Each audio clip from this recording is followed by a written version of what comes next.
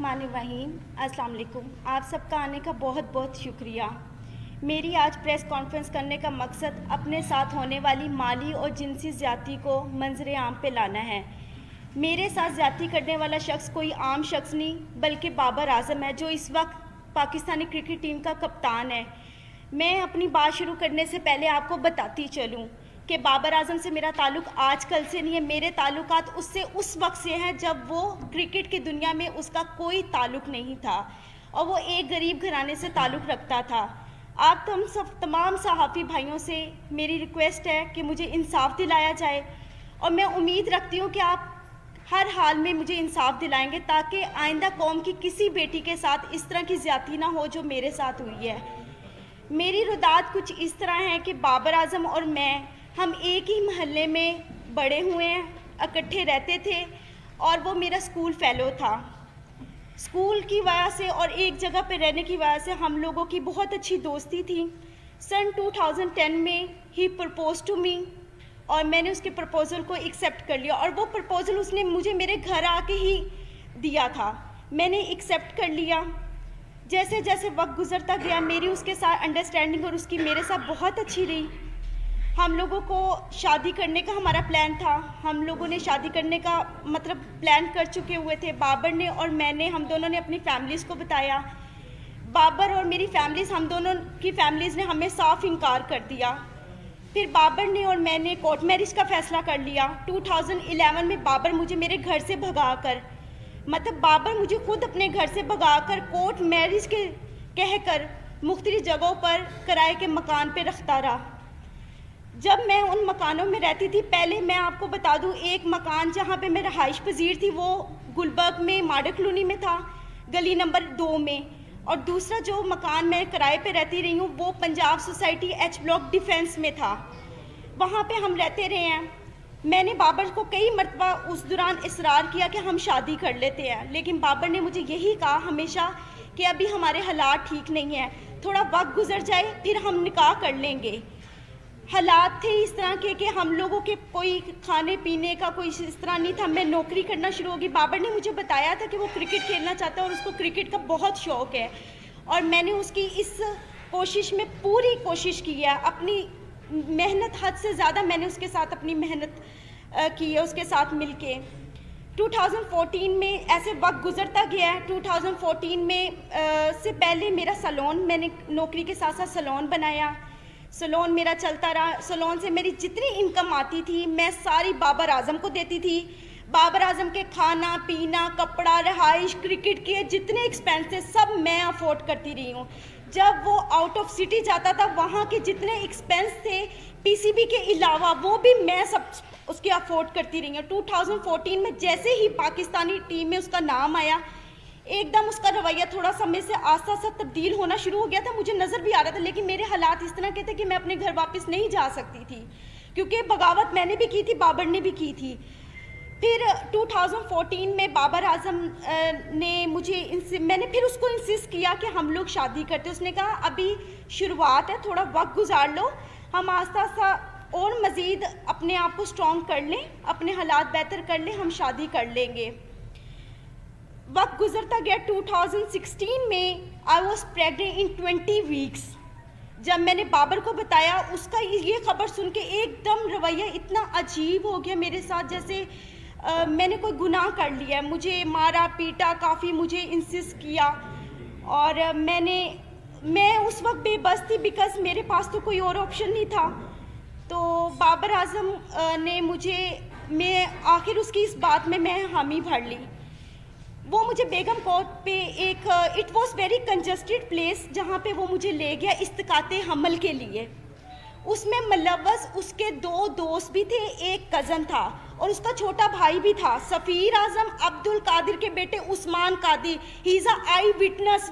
वो हमेशा 4 से 5 साल तक, जब तक मैं बाहर रही हूँ, उस्मान कादिर वहाँ पर आते रहे हैं। और उनके एक और नेट प्लेयर थे, जब ये NCA में ड्यूरिंग द क्रिकेट टाइम जो प्रैक्टिस करते थे उसमें नवीद नाम का एक लड़का भी था, वो इस में भी शुमार थे। इन लोगों ने मेरी मर्ज़ी के बगैर मेरे इस्तिकाते हमल करवाया और मुझे यही यकीन दिलाया कि कोई बात नहीं, आप सब्र कर लो, हम जल्दी शादी करेंगे।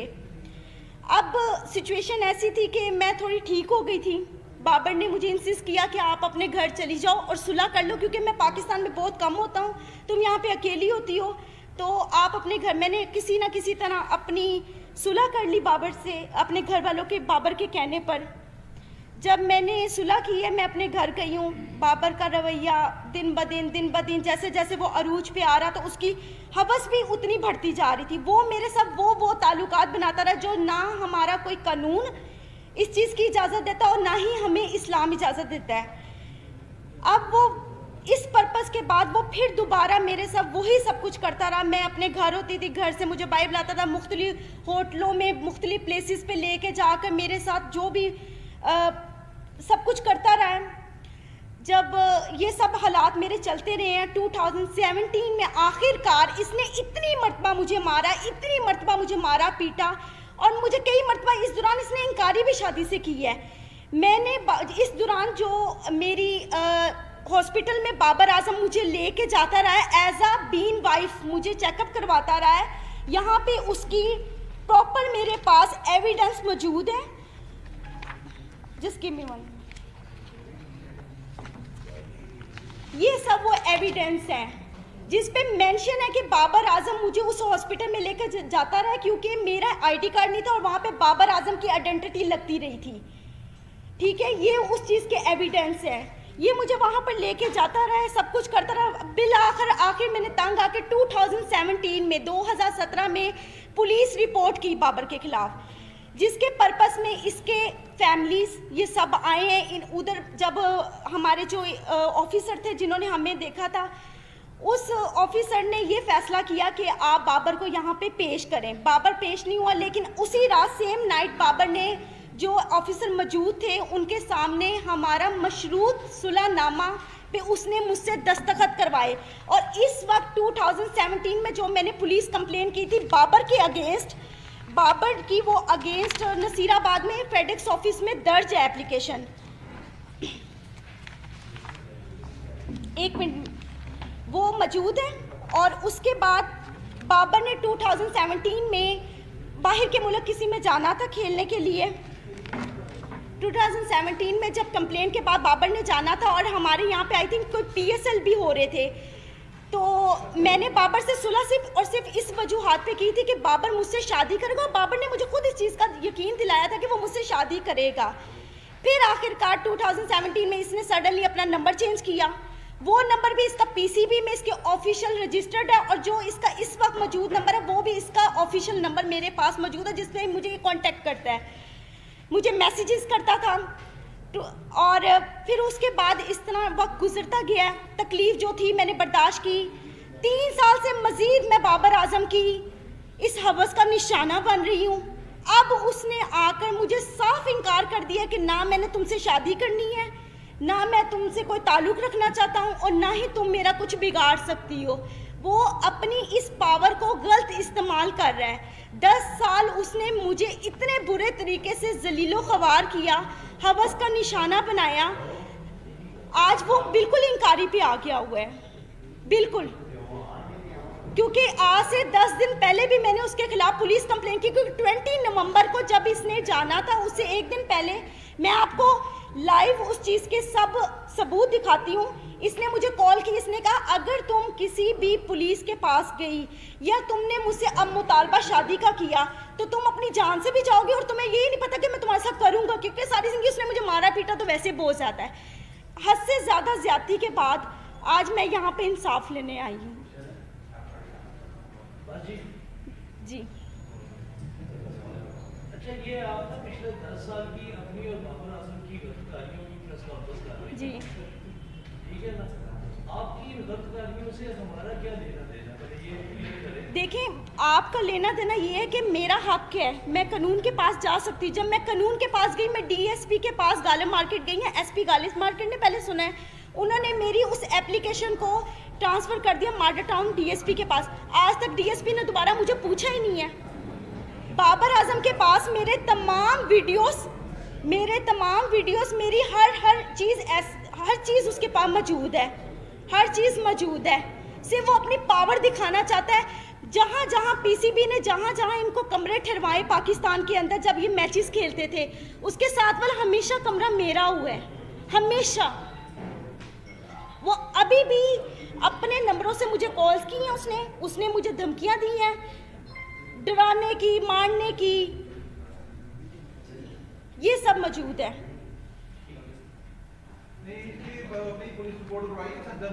जी मैंने करवाई है। आप जो मेरा लीगल जो प्रोसेस चल रहा है वो आपको यही बता सकते हैं कि क्या लीगल अभी हम लोग एक्टिविटीज़ हमारी इसके खिलाफ हैं। जी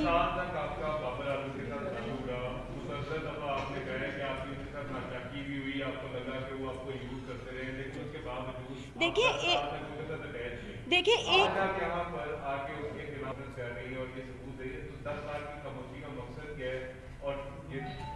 देखिए 10 साल से मैं खामोश तो नहीं थी। मैं तो 2017 में भी गई थी पुलिस के पास, और आपको मैंने वो आई थिंक बताया भी है कि वहाँ पे मेरी कंप्लेन रजिस्टर थी। फिर भी मैंने सुलह इस बात पे की थी कि मेरे ख्याल में मुझे उससे मोहब्बत थी, हद से ज़्यादा मोहब्बत थी। देखिए बगैर कोई लालच के तो किसी के साथ इस तरह करता नहीं है। लालच नहीं था मुझे सिर्फ उससे मोहब्बत थी, और वो मोहब्बत मेरी यहाँ तक आज मैंने इसको स्ट्रगल करवाया है। आज ये जो सारी मीडिया और दुनिया के सामने ये बात करता है कि मेरे पेरेंट्स, मेरे फादर, मेरे सब सपोर्ट है। आप किसी भी मैच में जाकर, पिछले इसके मैचों में 17 से पहले जाकर आप देख सकते हैं बाबर आजम के कभी किसी भाई ने, किसी बाप ने वहां पर आकर देखा कि बाबर आजम क्या कर रहा है वहां पे? कभी भी किसी ने नहीं देखा। और आज तक 10 सालों में मैं बाबर आजम के एक पैसे की रवादार नहीं हूँ, क्योंकि मैं खुद सेल्फ मेड वूमेन हूँ, खुद कमाने वाली हूँ, क्योंकि मैंने बड़ी मेहनत की है दिन रात इसके पीछे कि ये किसी स्ट्रगल करके इसके किसी मुकाम पे पहुंच जाए। No doubt he is a very brilliant player, उसने मेहनत की है, लेकिन उस मेहनत के अलावा इंसान को और भी चीज़ों की ज़रूरत होती है, मेंटली तौर पे, फिनेंशली तौर पे। सबसे बड़ा हमारा जो पॉइंट होता है वो फिनेंशली तौर पे होता है सबसे बड़ा। आज तक बाबर के हर मोबाइल, हर चीज़ का सबूत मेरे पास मौजूद है, हर चीज़। कितने को फाइनेंशियली कितनी सपोर्ट की है आपने बाबर? सर 4 साल में आप सुबह से रात तक, अगर मैं ब्यूटी पार्लर में 30,000 रुपया अर्निंग कर रही हूँ, 40,000 रुपया अर्निंग कर रही हूँ, वो सिर्फ और सिर्फ बाबर आजम के ऊपर ही जा रही है। सर करोड़ों की मलकियत होगी। 70 लाख रुपया का तो मेरे ऊपर सूद चढ़ा के ये गया था, जो मैंने आके 1 साल पहले उतारे हैं। इसको मोबाइल इंस्टॉलमेंट्स पे ले के आईफोन, सर आईफोन 4 सीरीज से लेके आईफोन 8 प्लस तक सीरीज मैंने इसको लेकर दी है। अगर आपका फाइनेंशियल तौर पे डैमेजेस देखे जाए, आपका कितने का क्लेम बनता है? सर मेरा करोड़ों रुपए का बनता है, करोड़ों रुपए का। सर देखिए बात बताऊं क्या है, अगर आप किसी के खिलाफ जाना चाहें ना, तो आप उसके प्रूफ भी इकट्ठे कर करके रखेंगे। जिस इंसान का दिल साफ हो वो वहाँ पे कीमतें थोड़ी बैठ के लिख रहा होता है। मैं आपको ये बता रही हूँ कि आज मेरा मुतालबा उससे पैसों का नहीं है, मेरा उससे मुतालबा सिर्फ और सिर्फ इस बात का है कि मेरी इतनी मेहनत का उसने मुझे क्या सिला दी है। आज जी मैंने दे दी हुई है।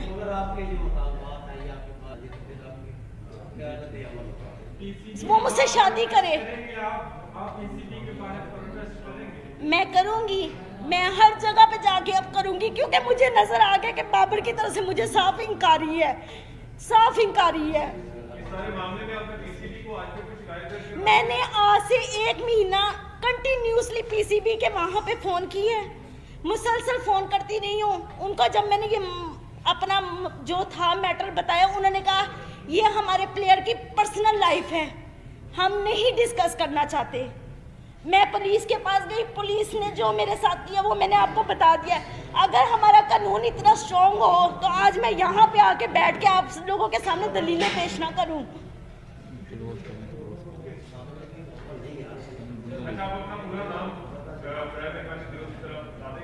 हामिजा जी, हामिजा हामिजा जी, हामिजा। आपकी जो मामला हुआ, आपने कहा कि आपकी फैमिली के साथ आपकी सुलह होगी। आज आपकी फैमिली के मेंबरान के साथ ताल्लुकात कैसे हैं? क्या आज अपने आप भाई घर में रहती हैं, अपनी फैमिली के पास रहती हैं, या आज? जी मैं अपनी फैमिली के साथ रहती हूँ। मेरी फैमिली इस वक्त मुझे सपोर्ट कर रही है, और तब भी उन्होंने मुझे इंकारी की थी कि ये इस काबिल नहीं है, नहीं ये सब ठीक है, लेकिन अब वो उन्होंने मेरी बात को मानना ही था, क्योंकि मैं इतने सालों बाद घर गई हूँ।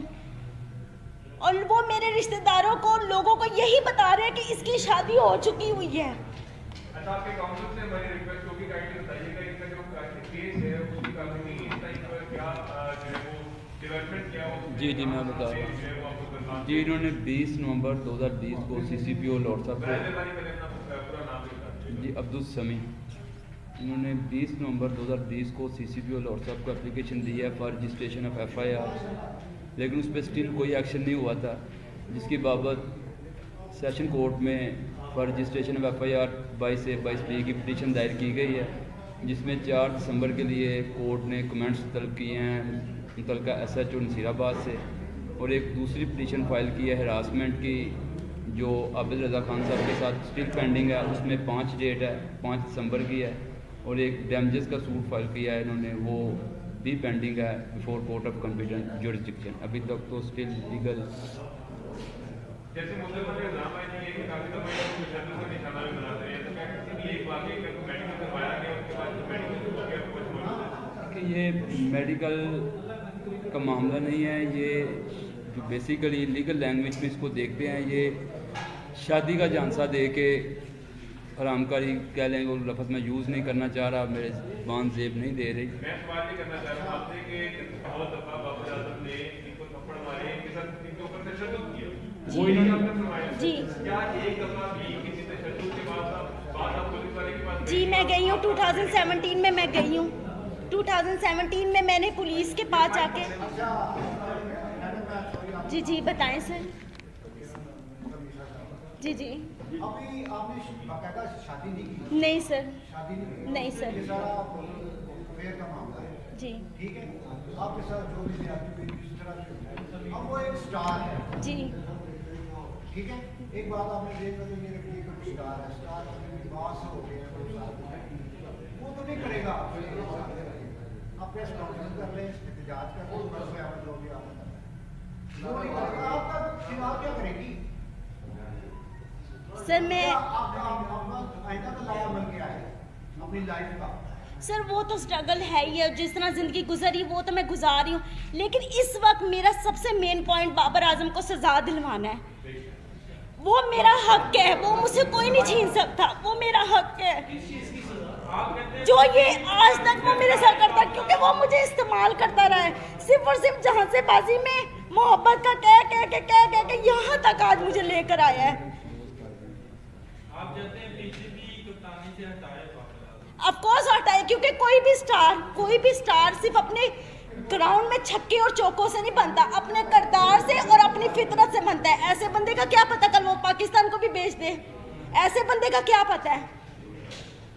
जिस इंसान की फितरत एक औरत को लेके ऐसी है, वो किसी भी चीज़ पे कुछ भी कर सकता है। Thank you sir.